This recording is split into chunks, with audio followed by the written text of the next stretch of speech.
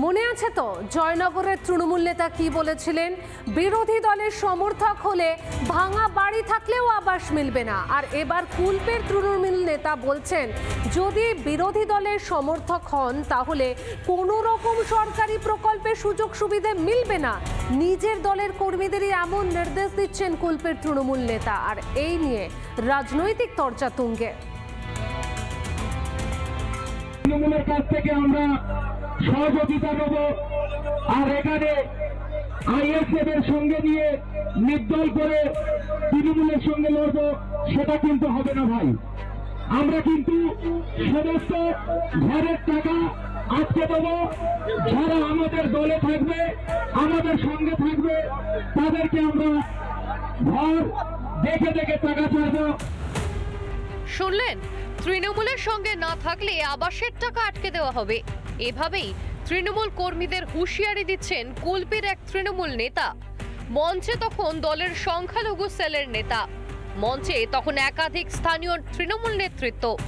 তাদের সামনে এভাবে হুমকি দিতে শোনা যায় কুতুবউদ্দিন পাইক নামে শাসক দলের এক স্থানীয় নেতাকে, যে মন্তব্য ভাইরাল হতেই শোরগোল শুরু হয়েছে কুলপি জুড়ে।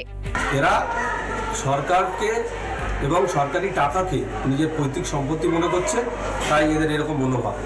তো আগামী 26-এর বিধানসভায় মানুষের উপযুক্ত জবাব দেবে। তৃণমূল কংগ্রেস কেন এটা করতে যাচ্ছে? কুলপি বিধানসভাতে আজকের আইএসএফ, ওরা বলে আইএসএফ দুর্বল আছে, কিন্তু তোরা আইএসএফকে দেখে এত ভয় পাচ্ছে কেন?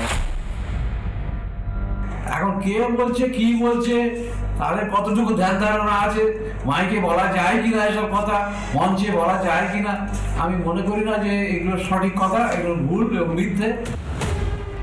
বিধায়ক এখন যাই বলুন না কেন, দলের ওপর মহল থেকে কোনো ইঙ্গিত না পেলে কি ছোটখাটো নেতাদের এত সাহস হবে?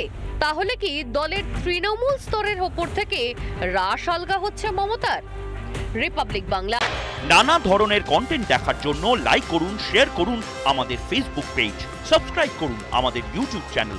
পাশাপাশি অন্যান্য ব্রেকিং নিউজের জন্য অবশ্যই চোখ রাখুন রিপাবলিক বাংলায়।